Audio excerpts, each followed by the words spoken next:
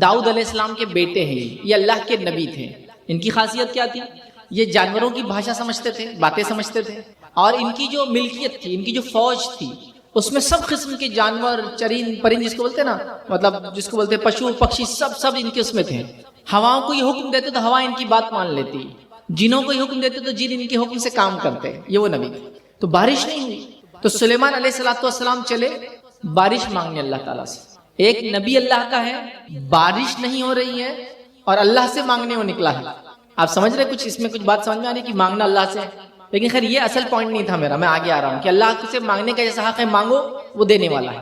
لوگ کہتے ہیں اللہ دعائیں نہیں سنتا ہے، تو وہ نکلے جب بارش کے لیے نماز استسقاء بولتے ہیں اس کو، بارش کی دعا، وہ نکلے اور جانے لگے. تو راستے میں اپنے فوج سے کہا، لوگوں سے کہا کہ چلو واپس جانا ہے، اب ہم کو دعا نہیں کرنی ہے. تو لوگوں نے کہا اللہ کے نبی سلیمان، بارش کے لیے ہم دعا مانگنے نکلے تھے اور آپ کہہ رہے ہیں کہ اب دعا مانگنے کی ضرورت نہیں، واپس جانا ہے. انہوں نے کہا واپس جانا ہے، اس لیے کہ جب ہم راستے سے گزر رہے تھے تو ایک چونٹی جو الٹا پیٹ کے بل لیٹی تھی، اس نے اپنے پیر آسمان کی طرف کیے. اللہ رب العزت نے بارش کی دعا کی، اللہ نے اس کی دعا سن لی ہے، لہٰذا ہم کو دعا کی ضرورت نہیں، واپس جانا ہے. تو اللہ تعالیٰ تو جانوروں کی بھی سنتا ہے، اس نے اس چونٹی کی دعا سنی. تو سوچو مسلمانوں، اگر تم یہ کہو گے اللہ ہماری نہیں سنتا تو پھر کس کی سنتا ہے اللہ تعالیٰ؟ بس مانگنا تو آئے، پکارنا تو آئے، جیسا حق ہے وہ کام تو کرو، پھر رب العزت دیکھو کیسی سنتا ہے. سمجھ رہے ہو اس بات کو؟ یہ بڑی اہم بات. تو سب سے پہلی چیز جس کو بولتے ہیں نا گرہ باندھ لینا، گیٹ باندھ لینا بولتے ہیں نا، عورتیں ان کے دوپٹے پلو کو کرتی ہے نا کوئی چیز یاد رکھنے کے لیے. پہلے زمانے میں موبائل نہیں تھے نا تو وہ ریمائنڈر نہیں ڈال سکتے تھے، تو کیا کرتی تھی عورتیں؟ گاٹے باندھ دیتی تھی. تو گرہ باندھ لو، مطلب یاد رکھ لو اس بات کو کہ اللہ ایک ہے. اللہ کو ایک مانو گے دنیا میں کامیاب رہوں گے، اللہ کو ایک مانو گے قبر کی برزخ کی زندگی میں کامیاب رہوں گے، اللہ کو ایک مانو گے آخرت کی زندگی میں کامیاب رہوں گے. اس کا کوئی شریک نہیں ہے. دوسری چیز جو سوال لوگ کرتے ہیں اللہ سنتا نہیں، ایک واقعہ تو سنا دیا اللہ سب کی سنتا ہے، اسی میں ایک چیز اور ایڈ کرتا ہوں. اللہ تعالیٰ جامع ترمذی کی روایت ہے سب کی سنتا ہے، لیکن 3 طریقوں سے سنتا ہے. ہم چاہتے ہیں میں نے مانگا مجھے بھی مل جانا چاہیے، لیکن اللہ سنتا ہے لیکن 3 طریقوں سے سنتا ہے. پہلا، جو تم نے مانگا وہ تم کو عطا کر دیا جاتا ہے. تم نے دعا کی اللہ مجھے بزنس تجارت اچھا کر دے، ہو گیا. تم نے مانگا اللہ تعالیٰ مجھے گاڑی دے دے، مل گئی. تم نے مانگا اللہ تعالیٰ مجھے دنیا کے اندر کامیاب کر دے، ہو گئے. کوئی مسئلہ تھا، پریشانی تھی، دکھ تھی، تکلیف تھی، بیماری تھی، مانگا اور مل گیا. تو ایک تو اللہ تعالیٰ جیسے ہی بندہ جو مانگتا ہے وہ دے دیتا ہے. دوسرا کیا کرتا ہے؟ جب بندہ جو مانگتا ہے اگر وہ نہیں دیتا ہے تو اس کے بدلے اتنی مصیبت کو دنیا کی اس کے ٹال دیتا ہے جو اس کے پاس آنے والی تھی. سمجھا بات؟ پہلے تو دعا مانگی سیدھا مل گیا، دعا مانگی سیدھے نہیں ملا، تو اللہ تعالیٰ اتنی مصیبت کو ہماری زندگی سے نکال دیتا ہے جتنی دعا میں نے کسی چیز کو مانگنے میں کی تھی. اور تیسرا اللہ کے رسول صلی اللہ علیہ وسلم فرماتے ہیں اگر اس کو مصیبت بھی کوئی نہیں ٹالتا اللہ تعالیٰ تو آخرت میں اس کا بدلہ دیں گا. اور بندہ جب آخرت میں جا کے دیکھیں گا اس کے نام اعمال رجسٹر تو کہیں گا اللہ میں نے یہ کام تو کیا ہی نہیں تھا لیکن لکھا ہوا ہے. تو اللہ تعالیٰ فرمائیں گا یہ وہ تیری دعائیں تھی جو تم اس سے مانگتا تھا، میں نے قبول نہیں کی، آج اس کا بدلہ تجھے دے رہا ہوں. بندہ کہیں گا اس بات کو سن کے اللہ کاش تو دنیا میں میری ایک بھی دعا نہ سنتا، اس لیے کہ جو بدلہ اس کو آخرت میں ملے گا اتنا بڑا ہوگا کہ وہ کہیں گا اللہ کاش تو دنیا میں میری ایک بھی دعا نہ سنتا. سمجھ رہے بات کو؟ تو لہٰذا بہت سارے لوگ توحید کے خلاف کام کرتے ہیں. کیوں کرتے ہیں؟ اللہ سن نہیں رہا ہماری، میری دعائیں قبول نہیں ہو رہی، میری غریبی نہیں ہٹ رہی، میری مصیبت نہیں ہٹ رہی، میری پریشانی نہیں ہٹی، میرا بزنس نہیں چلا، میرا بچہ پاس نہیں ہوا، ہے نا سمجھ، میری منت پوری نہیں ہوئی، میری مراد پوری نہیں ہوئی. سب کی منت پوری ہوگی، سب کی مراد. بس اللہ سے مانگو، وہ 3 میں سے ایک طریقے سے دیں گا. جو مانگا وہ ملے گا، جو مانگا اس کے بدلے کو مصیبت اللہ ٹال دیں گا، اور تیسرا آخرت میں اس کا بدلہ ملے گا. تو میں نصیحت کروں گا آپ کو جو سب سے پہلے تھی، اللہ کو ایک جانو، ایک مانو، اسی سے مانگو، وہی دینے والا ہے، وہی لینے والا ہے. اس چیز کو میں امید کرتا ہوں آپ سمجھے ہوں گے. تو یہ میری پہلی نصیحت تھی. خواتین سے بھی گزارش کروں گا اپنے ننھے منھے بچوں کو جو تربیت دے کے بڑا کرتی ہے نا تو ان کو توحید سمجھائے، ایک اللہ سے محبت سکھائے، ایک اللہ کیا ہوتا ہے وہ سمجھائے. تو ماؤں سے گزارش کروں گا آپ کا دینی علم سیکھنا بہت زیادہ ضروری ہے، چونکہ آپ کے گود سے لڑکے اور لڑکیاں دونوں پیدا ہوتے ہیں. اور اگر ماں توحید پر رہی، اس نے توحید کا درس دیا، اس نے اس کو توحید سمجھائی، تو انشاءاللہ عزیز یہ بچہ جب بڑا ہوگا تو ایک اللہ کو مانتے ہوئے بڑا ہوگا، اسی طریقے پہ چلیں گا. اور انشاءاللہ عزیز جس کا خاتمہ توحید پر ہوا وہ آخرت میں کامیاب رہیں گا. یاد رکھیے چاہے زندگی کیسی گزری ہو لیکن خاتمہ توحید پر. چونکہ بہت سارے لوگ ہوتے ہیں جن تک یہ بات پہنچتی نہیں ہے کبھی. بہت سارے لوگ دوسرے مذاہب میں ہوتے ہیں ان کو پتہ بھی نہیں ہوتا ہے. تو پیدا کیسے بھی ہو ایک الگ بات ہے, مرے اس چیز پر کہ وہ ایک اللہ کو مانتا ہو. تو گزارش کروں گا خواتین سے, عورتوں سے جو میری بات کو سن رہی ہیں, آپ کا بہت اہم رول اور کردار ہے. اب آپ کو وہ رول ادا کرنے کا ٹائم آ چکا ہے. تو پہلی چیز توحید.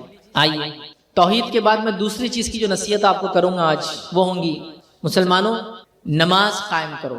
مسلمانوں نماز قائم کرو. مسلمانوں نماز کو قائم کرنے والے بن جاؤ. اب آپ کہیں گے نماز تو کر ہی رہے نا, کتنے وقت ایک دن میں نماز ہم پر فرض ہے؟ کچھ نوجوان ہمارے, کچھ لوگ 2 ٹائم پڑھ رہے ہیں, کچھ لوگ 3 ٹائم پڑھ رہے ہیں, کچھ لوگ جمعہ کو جمعہ پڑھ رہے ہیں, کچھ لوگ جب دل بولا پڑھ رہے ہیں, کچھ لوگ مصیبت آ گئی تو پڑھ رہے ہیں, باقی دنوں میں نہیں پڑھ رہے. کہ مسجد میں کبھی کوئی آ گیا تو مسجد والے پوچھتے گھر میں سب اچھے تو ہے نا, کوئی بیمار تو نہیں ہوا, دھندا پانی اچھا تو چل رہا ہے نا, کیوں تو تم مسجد میں آ گئے تو کچھ مصیبت ہوں گی بول کے, ورنہ تو مسجد میں آتے نہیں ہو کبھی. ایگزام تو نہیں چل رہے ہیں, ہاں پریکشا تو نہیں ہے تمہاری, تو مصیبت کے ٹائم پہ پڑھ رہے ہیں. کچھ لوگوں کا حال یہ کہ عید کو عید پڑھ رہے ہیں, ایسے لوگ بھی دیکھے آپ نے, عید کو عید پڑھ رہے ہیں, ہے نا. اور کچھ لوگوں کا حال یہ کسی کا انتقال ہوگا تو جنازے کی نماز ہی پڑھتے ہو, باقی فرض نماز تو پڑھتے ہی نہیں کبھی. تہجد کی بات, ہم پر ہر روز میں کتنی نمازیں فرض ہیں؟ 5 نمازیں, ہے نا. اب کون سی ہو 5 نمازیں؟ ہر مسجد کے اندر آپ جاتے چارٹ لگا ہوا رہتا ہوتا ہے نا, چارٹ. کبھی کبھار اسے گلدستہ رہتا, اسے 5 پھول رہتے, ہر پھول میں نام لکھا ہوتا نماز کا, یا پھر وہ گھڑی کے اس میں رہتا. تو 5 نمازیں ہم کو ہر روز میں فرض ہے.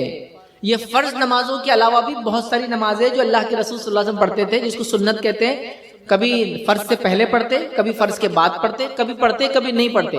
جو فرض سے پہلے اور بعد میں ہمیشہ پڑھتے اس کو سنت موقعہ بولتے ہیں. جو کبھی پڑھتے اور کبھی نہیں پڑھتے اس کو سنت بولتے ہیں, اور باقی نفل بولتے ہیں نمازوں کے. یاد رکھیے تو اللہ کے رسول صلی اللہ علیہ وسلم یہ پڑھتے تھے. اس کے علاوہ اللہ کے رسول صلی اللہ علیہ وسلم اور بھی نمازیں ہم کو سکھا کرتے ہیں. چاشت کی, اشراق کی, اوابین کی, سورج گرہن کی, چاند گرہن کی, اس کے بعد نماز استسقاء بارش نہیں ہونے کی, اور صلاۃ الحاجہ کسی جس کو کہیں گے اپنے منت مرادیں پوری کرانے کے لیے, حاجت پوری کرنے کے لیے دعا کرنا ہے, توبہ کے لیے نماز پڑھنا ہے. حدیث میں تو آتا ہے کہ آندھی طوفان بھی چلتی تو اللہ کے رسول صلی اللہ علیہ وسلم مسجد میں چلے جاتے, نماز پڑھتے ہیں. بہت نمازیں پڑھتے ہیں. آپ ہمیں کیا ہو گیا, ہم کیوں 5 وقتہ نمازی نہیں بن رہے, ہم کیوں 5 ٹائم جو ہے پریئر نہیں کر رہے, نماز نہیں پڑھ رہے ہیں. میں یہ نہیں کہہ رہا ہوں کہ آپ لوگ نہیں پڑھتے, میں ایک عام بات کر رہا ہوں. چونکہ اب آپ کا محلہ ہے, اب رمضان کو کتنے دن باقی ہیں؟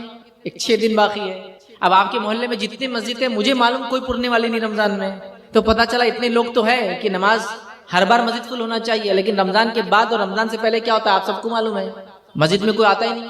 1 صف 2 صف 3 صف بھرتی ہے, جمعے کے دن پوری مسجد بھرتی ہے, رمضان میں پورے رمضان مسجد بھری ہے. مطلب آبادی تو بہت ہے, پاپولیشن تو بہت ہے, نماز کتنے لوگ پڑھ رہے ہیں؟ مجھے بتاؤ ایک بات, اگر تمہارا پڑوسی تم پر کوئی چیز تم کو دے کر احسان کرے تو کیا احسان مانتے ہو نہیں مانتے ہو؟ تمہارا چچا, تمہارا رشتہ دار کوئی تم کو پیسہ وغیرہ دے, مصیبت میں مدد کرے, بیمار ہو تو کچھ دے, تو تم اس کا احسان مانتے ہو نہیں مانتے ہو؟ مانتے ہو نا. تو میرا سوال ہے, میرا پرشن ہے آپ سے, میرا سوال ہے کہ اللہ تعالیٰ جو صبح سے شام تک احسان پر احسان کرتے چلا جا رہا ہے, اتنی نعمتوں پر نعمتیں دیتے چلا جا رہا ہے, تو پھر میں اور آپ نماز کیوں نہیں پڑھتے؟ یہ ہمارے فائدے کے لیے ہے, اللہ کا حکم ہے, لیکن فائدہ ہمارا ہی ہے اس کے اندر. کیوں نہیں کرتے ہیں پھر ہم؟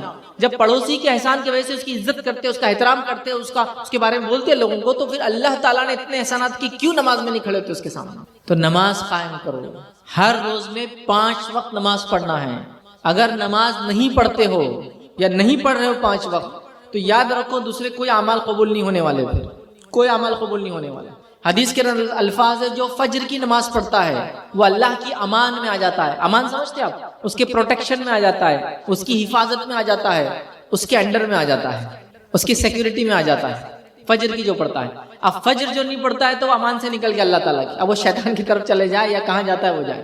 ظہر کی نماز کی اہمیت بتاتے ہوئے نبی اکرم صلی اللہ علیہ وسلم فرمایا کہ اگر ظہر کی نماز کا اجر اگر تم کو پتہ چل جائے, اس کا ثواب تم کو پتہ چل جائے, تو اگر تم کو چلنا نہ بھی آئے, چلنا پیروں سے نہ بھی آئے, تو تم اپنے آپ کو کولوں کے بل پہ رگڑتے ہوئے, ہوتا کمر پہ بیٹھ کے دیکھا کسی آدمی کو تو پیر آگے کرتا پھر کمر سے آگے کھینچتا اپنے آپ, دیکھا جس کو چلنا نہیں آتا کیسا چلتا آپ پیٹھ سے. تو تم کو اگر پتہ چل جائے کہ ظہر کی نماز کا اجر کیا ہے, تو تم اپنے کولوں کے مطلب بیک سائڈ کا جو حصہ اس کو گھستے ہوئے رگڑتے ہوئے مسجد کی طرف آؤں گا, اتنا اجر ہے. عصر کی نماز کے بارے میں فرمایا, اگر تم کو یہ بتا دیا جائے کہ عصر کی نماز چھوڑنے کا گناہ کیا ہے, عصر کی نماز چھوڑنے سے آخرت میں کیا عذاب ملنے والا ہے, تو اس کا ایک نماز چھوڑنے کا اتنا صدمہ ملے گا انسان کو عصر کی روز قیامت، جب اس کو پتا اتنا صدمہ ہوگا جیسے اس کے پورے رشتہ دار مر گئے اور پورا مال و دولت لٹ گیا.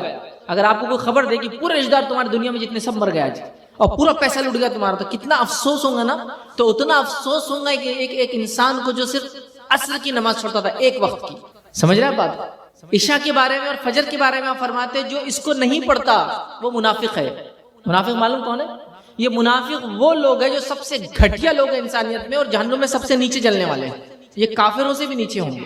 تو منافق فجر اور عشاء نہیں پڑھتا ہے. اب دیکھو اپنا حال ہم لوگ، نماز کا کیا معاملہ ہے. میں نے تو لوگوں کو یہاں تک دیکھا، آپ کے بارے میں بالکل نہیں کہہ رہا ہوں، لوگوں کو دیکھا میں نے ایسا کہ لوگ اجتماع میں آ رہے ہیں، اللہ رحم کرے بغیر نماز پڑھے کے آ رہے ہیں، اجتماع سے جا رہے ہیں تب بھی نماز نصیب نہیں ہو رہی. تو کیا فائدہ ویسے اجتماعات کا اور ایسے پروگرامز کا جو ہم کو دیندار نہ بنائے، نماز کا عادی نہ بنائے. عورتوں سے گزارش کروں گا پھر میں، جو سن رہی ہیں میری بات، مائیں اور بہنیں، بیٹیاں اس امت کی، آپ کو سب سے پہلے نمازی بننا ہے. آپ بولیں گے کیوں؟ مردوں کو تو نہیں بول رہے آپ، ہم کو کیوں بول رہے ہیں؟ مردوں کو تو بننا ہی ہے، سب کو بننا ہے. آپ کو کیوں کہہ رہا وہ سمجھو میری بات. گھر میں ایک چھوٹا سا بچہ ہے، ایک 5-6 مہینے کا، جو صرف ابھی چلنا بھی نہیں آیا، اس کو رینگتا ہے. رینگنے والا بچہ سمجھتے نا، ہاتھ پیر سے رینگتا ہے. جب اس کی ماں اس کے بازو نماز پڑھتی ہے تو وہ بھی کچھ تو بھی کرنے لگ جاتا. کیا کرتا ہے دیکھیں آپ نے؟ سجدے کرتا، سجدے میں کلاٹیاں مارتا، رکوع کرنے کی کوشش کرتا اور گر جاتا. دیکھا کہ نہیں دیکھا آپ نے؟ پھر بیٹھ کے انگلی کو حرکت دیتا تشہد میں، حالانکہ اس کو نماز آتی نہیں ہے. کیوں کر رہا ہو یہ کام؟ میرا سوال ہے آپ سے. اس نے اپنے ماں کو نماز پڑھتے ہوئے دیکھا تو وہ بھی ماں کے جیسا بننا چاہتا ہے. تو سمجھ لو ایک ماں نمازی ہے تو اس کے بچے نمازی بچپن سے، اور ماں بے نمازی ہے تو اس کو اس بچوں کے بے نمازی ہونے کا بھی گناہ ملے گا، کیونکہ اس نے نہیں پڑھتی بلکہ انہوں نے سیکھے نہیں. دیکھا نہیں دیکھا؟ بچے ایسے کرتے ہیں نا، چھوٹے بچے دیکھیں جو آپ کرتے ہیں وہ کاپی کرتے ہیں. باپ نماز پڑھا تو نماز، لیکن کبھی کبھار باپ باہر ہوتا ہے، کمائی کے لیے جاتا ہے یا دن بھر باہر رہتا ہے تو اس کی ظہر اثر مغرب باہر ہو جاتی ہے. کبھی کبھار عشاء اور فجر ساتھ ہوتی ہے، اور چھوٹا بچہ ہے تو فجر میں ساتھ نہیں چلتا ایک دم، ہے نا. عشاء وغیرہ کبھی ہوئی تو مسجد میں ہوگی تو وہ بھی نہیں دیکھتا ہے. لیکن ماں کو جب وہ دیکھتا ہے بچپن سے کہ ماں نماز پڑھتی ہے تو وہ بھی نمازی بائی ڈیفالٹ، اس کو بولتے ہیں نا بچپن سے نمازی بن جاتا ہے. اس کی سیٹنگ ہی ایسی ہو جاتی ہے، موبائل کی سیٹنگ کرتے تھے اتنے ٹائپ پہ یہ ہونا، اس کی سیٹنگ ہو جاتی ہے، پھر وہ بائی ڈیفالٹ نمازی بن جاتا ہے. تو گزارش کروں گا اپنی ماؤں سے، اب طے کر لو کہ نماز تو نہیں چھوٹیں گی، باقی کچھ بھی ہو جائے نماز نہیں چھوٹیں گی. شادی بیاہ کے لیے نماز نہیں چھوٹیں گی، سفر کے لیے نماز نہیں چھوٹیں گی، بیماری کے لیے نماز نہیں چھوٹیں گی، خاموخواہ نماز نہیں چھوٹیں گی. ہم نمازی بنیں گے اور اپنی نسلوں کو نمازی بنائیں گے. ٹھیک ہے؟ ابھی بات ختم نہیں ہوئی، لیکن یہ تو تھا آپ لوگوں کو نصیحت، مرد اور عورتوں کو. اب مسجد کے ذمہ داروں کو بھی نصیحت کروں گا کچھ نہ کچھ، چونکہ نماز مسجد میں پڑھنا ہے نا، ان کو بھی نصیحت کروں گا. کیا کروں گا؟ حدیث میں الفاظ ہے جب بچہ 7 سال کا ہو تو مسجد لے کر آؤ، اور 10 سال کا اور مسجد نہ آئے تو اس کو مارو. ایک ہی حدیث ہے جس میں اللہ کے رسول نے مارنے کا کہا بچوں کو. کیوں؟ اس لیے کہ اگر نمازی نہیں بنے گا تو جہنم میں جلے گا. جہنم کی آنکھ کے مقابلے میں دنیا کو تھوڑا، دنیا میں اس کو سزا دے کر اگر نماز پڑھا دے تو زیادہ اچھا ہے. عادت تھوڑے دن میں عادت لگ جاتی ہے. تو مسجد کے ذمہ داروں سے میں سوال کروں گا، کیا ہماری مسجد 7 سال کے بچے کو ویلکم کرنے کے لیے تیار ہے، قبول کرنے کے لیے تیار ہے؟ ہمارے پاس تو چھوٹے بچوں کو مار مار کے ہکالا جا رہا ہے مسجد سے. چل بھاگ، نکل، پانی پھینک رہا، آگے آگے کھڑے ہو جا رہا، چل پیچھے جا، چل نکل مسجد سے باہر. نماز کو جمعہ کے دن سب سے پہلے بیچارہ بچہ آتا ہے، آگے بیٹھتا ہے، چلو پیچھے جاؤ، اب ہم آ گئے، چلو پیچھے جاؤ، اب ہم آ گئے، چلو پیچھے جاؤ، مسجد سے باہر تھوڑی دیر بعد. تو بچپن میں مسجد سے ہکالتے ہو، بڑے ہونے والے بات بولتے ہو، آتے کیوں نہیں ہو رہے مسجد میں؟ بچہ اسکول جاتا ہے، کتنے سال میں جاتا ہے؟ آپ کے پاس کتنے سال میں بچے کو اسکول ڈالتے؟ 6 سال ہے نا، 6 سال میں ڈال دیتے ہوں گے نا. تو میرا سوال ہے وہ 6 سال کے بچے کو اسکول میں کیسا ویلکم کرتے ہیں ٹیچر؟ میرے کو بتاؤ ذرا. جب آپ کا بچہ فرسٹ ڈے اسکول جاتا ہے، کچھ اسکول جو اچھے بڑے اسکول ہوتے کیا کرتے ہیں آپ کو؟ روز گفٹ میں دے رہے ہیں، چاکلیٹس دے رہے ہیں. ٹیچر یہ بول رہا ہے کہ ہاتھ ملاؤں گے، گلے لگوں گے، کیا کرو گے بولو آگے؟ بچہ بولتا ہے ٹیچر ہاتھ ملاؤں، ہاتھ ملائیے، آئیے بیٹا، آؤ بیٹا، ویلکم ہو رہا ہے. ہمارے پاس کیا ہو رہا ہے؟ بچہ جیسی مسجد کے اندر آتا تو اس پہ لوگوں کی ایسی خطرناک کیمرے والی نظر رہتی ہے کہ بیچارہ باپ کے پیچھے چھپتا لنگی کے اندر، ادھر ادھر ادھر ادھر. کیوں؟ تو کوئی تو بھی ایک آدمی اس کو ڈانٹنے والا ہے، اس کو پتا ہے، کوئی تو بھی ایک ڈانٹے گا، ہے نا. اچھا باپ کے ساتھ ہے تو شاید نہیں ڈانٹے گا وہ، لیکن اگر اکیلے آ جائے کسی دن اور آ کے وضو کر رہا ہے، خاموشی سے آیا، چپل بازو رکھا، وضو کر رہا ہے، وضو مت کر، نکل ایسے، اس کو معلوم اس کو وضو بھی نہیں کرنے دیں گے. جا کر نماز پڑھ رہا ہے خاموشی کے ساتھ، تو بڑا آدمی اس کے سامنے جا رہا ہے، ارے بھائی اس کے نمازی اس کے سامنے سے کیسے جا رہے؟ بچہ تو ہے. یاد رکھو ہو سکتا ہے میری اور آپ کی نماز قبول نہ ہو رہی ہوگی، لیکن وہ بہت دل سے پڑھ رہا ہے، اللہ کو یاد کر رہا ہے، اس کو کسی کو بتانا نہیں کچھ بھی، وہ خالص اللہ کے لیے آیا مسجد کے اندر. تم بولو اس کی نماز قبول نہیں ہوتی ہوگی؟ کیا مسجد میں طہارت خانے ان کے حساب سے بنے ہیں؟ 7 سال کے لے کے جانا، حدیث میں لے کے جاؤ، 10 سال کے ہو تو مارو، تو 7 سال میں کیا ہماری مسجدیں ویلکم کر رہی ہیں ان کو؟ تو میں مسجد کمیٹیوں سے، انتظامیہ سے جو میری بات سن رہے کہوں گا، آپ اپنی مسجدوں کو ایسا بنائیں کہ بچوں کو دونوں ہاتھ سے ویلکم کریں. آؤ بچوں، نماز کے لیے آؤ، مسجد میں آؤ. نبی اکرم صلی اللہ علیہ وسلم تو اپنے ننھے منھے نواسوں کو مسجد میں لاتے تھے. حضرت حسن اور حسین اتنے چھوٹے تھے کہ 2-3 سال کے، ایسا عمر میں تو ایک دوسرے سے عمر زیادہ فرق نہیں تھا ان کے، لیکن ایسے 2-3 سال یا 4 سال کے تھے. نبی اکرم صلی اللہ علیہ وسلم گود میں آتے تھے اور گود میں نماز میں آتے تھے، اور کبھی اللہ کے رسول صلی اللہ علیہ وسلم سجدہ کرتے تو ان کی گردن پہ بیٹھ جاتے پیر ڈال کر. ایک بار آپ جو ہے نماز کے لیے آئے اور اپنی نواسی اماموں کو ساتھ لائے، اپنی نواسی کو، اور آپ نے گود میں رکھ کے اس کو نماز پڑھا. بچوں کو مسجد لاتے تھے. ایک بار کا مشہور واقعہ، اگر آپ نے نہیں سنا ہوگا تو آج سن لیں، یا پھر سنا ہوگا تو ایک اور ریپیٹیشن. ایک بار نبی اکرم صلی اللہ علیہ وسلم نماز میں سجدہ کر رہے تھے، اور اتنی دیر تک سجدہ کیا کہ ایک صحابی جو پیچھے نماز پڑھ رہے تھے، سجدے کے اندر سے گردن اٹھا لی انہوں نے. کیا ہو گیا مسئلہ، اتنی دیر سے سجدہ؟ دیکھا تو آپ کے نواسے گردن پہ بیٹھے ہوئے، اٹھ ہی نہیں رہے. بچوں کو کیا ہماری مسجد ویلکم کر رہی ہے؟ اگر بچے نے غلطی سے آ کے مسجد میں تھوڑی سی آواز بھی کر دی نا، تو اس کو جو پڑتی ہے پھر کیا بولیں گے اس کو آپ لوگ؟ چٹ پھٹ دھپ دھوپ، نکل یہاں سے، ہڑ ہڑ، مسجد سے باہر بھاگ، چپل سے مارو، اس کو لکڑی سے مارو. اور ایک آدمی کو بٹھا دیتے، بچے آئے نا ایسا گھورو ان کو کہ اندر گھسنا ہی نہیں انہوں نے مسجد میں. پھر ہم بولے بچے نکڑوں پہ کیوں بیٹھتے پسند کرتے، چائے کی دکانوں پہ کیوں بیٹھتے، میلے ٹھیلوں میں کیوں جاتے، مسجد کیوں نہیں آتے؟ آپ نے تو ہکال دیا ان کو بچپن میں مسجد سے. ویلکم کرو نا ان کو، آنے دو مسجد. نبی اکرم صلی اللہ علیہ وسلم کا زمانہ، ایک صحابی فرماتے ہیں میں چھوٹا تھا. کتنے چھوٹے تھے میں آخری بولوں گا آپ کو، کتنے چھوٹے تھے. میں چھوٹا تھا، اپنے والد کے ساتھ مسجد نبوی آتا. ان کا گھر گاؤں میں تھا، تھوڑا سا مطلب 2-3 کلومیٹر سے مان لیجیے دور. پہلے ایسی تھا نا مسجد، مطلب مدینہ بہت چھوٹا شہر تھا، آس پاس اس کے گاؤں تھے چھوٹے چھوٹے. تو میں اپنے والد کے ساتھ گاؤں سے مسجد نبوی آتا. مسجد نبوی میں آنے کے بعد جو ہے نبی اکرم صلی اللہ علیہ وسلم کے پیچھے میرے والد اور میں نماز پڑھتے. پھر وہاں سے ہم دونوں مل کے اپنے گاؤں جاتے، اور وہ نماز جو نبی اکرم صلی اللہ علیہ وسلم کے پیچھے ہم نے پڑھی تھی، اپنے گاؤں میں جا کے ویسی نماز میں لوگوں کو پڑھاتا. مطلب کیا ہوا، وہ اپنے گاؤں سے نکلتے، رسول اللہ صلی اللہ علیہ وسلم کے ساتھ نماز پڑھتے، پھر جیسی نماز وہاں سیکھتے، اپنے گاؤں میں آ کے یہ جو چھوٹے صحابی تھے وہ پڑھاتے. وہ ان کے والد نہیں پڑھاتے، انہوں پڑھاتے. کسی نے سوال کیا کتنی عمر تھی تمہاری جب تم نماز پڑھاتے تھے؟ جو قصہ کب کا ہے یہ بڑے ہونے کی بات بول رہے ہو. کتنی عمر تھی تمہاری؟ اس امام کی کتنی عمر تھی جو اللہ کے رسول صلی اللہ علیہ وسلم کے پیچھے نماز پڑھتا بچہ، پھر جا کے اپنے محلے میں امامت کرتا؟ اس بچے کی، اس امام کی عمر کتنی تھی بتاؤ؟ کسی کو بتایا واقعہ؟ ان کی عمر تھی، وہ کہتے ہیں میں 7 یا 8 سال کا تھا. کتنے تھے؟ میں 7 یا 8 سال کا تھا جب میں نماز پڑھایا کرتا تھا. مسجد نبی میں دیکھتا اللہ کے رسول جیسی پڑھتا آ کر اپنی قوم کو پڑھاتا. سمجھ رہے بات کو؟ امام ہے یہ امام. بچوں کو بڑا کرو، جلدی احترام کرو ان کا، بلاؤ ان کو مسجد میں، ویلکم کرو ان کو، استقبال کرو ان کا مسجد میں، تاکہ ان کو احساس ہو کہ وہ بڑے ہو رہے ہیں، ان کو کچھ کرنا ہے سماج میں جا کر. یہ نہیں کہ بچہ ہے بول کے 12-15 سال 20 سال کا اگر بچہ ہی ہوا. اور کچھ لوگ ایسے خطرناک ہوتے کبھی کبھار مسجدوں میں جو آتے ہیں. میں نے ایک بار دیکھا، میں نماز کے لیے کھڑا، ایک بچہ بازو آ گیا. اب بچہ کیا بڑا تھا، لیکن اب بچہ مطلب میرے سے چھوٹا سمجھ لیجیے. تو بولے اس کو پیچھے کرو، اقامت ہو رہی ہے. اقامت کیا؟ بولے امام صاحب سٹاپ، رک جاؤ، کسی جگہ. تو امام صاحب نے پلٹ کے بولے حضرت، وہ جو شخص تھے وہ بالغ ہیں. کیا بولے؟ وہ بالغ ہیں. تو کیا کرے معلوم؟ وہ جو حضرت جو پیچھے کر رہے تھے اس کو بولے ادھر. بچہ آیا، بولے منہ کھول، اور منہ کھول کے اس کے داڑھا چیک کرے پیچھے کی. میں نے جانوروں کی عمر پتہ کرتے ہوئے دیکھا منہ کھول کے. دانتوں سے جانوروں کی عمر پتہ چلتی، انسانوں کی بھی نکالے انہوں نے. نہیں بولے اس کو پیچھے کی داڑھ نہیں، چل بھاگ جا تو نہیں. بولے بالغ ابھی. کیا تماشا ہے. تو آپ کو، خواتین کو گزارش کروں گا ہم نمازی بنے. مسجد کمیٹی کے ذمہ داروں کو کہوں گا مسجدوں کو کھول دے، ویلکم کرے لوگوں کو. نمازیوں کی سہولت کے اعتبار سے بنا دے. ابھی کبھی کبھار تو مسجد میں نماز پڑھنا بھی لوگوں نے مشکل کر دیا. کیوں مشکل کر دیا معلوم آپ کو؟ مسجد میں بولے ہم نے قالین ڈال دی، قالین. پھر قالین کو بچانے کے لیے اس پہ ایک وائٹ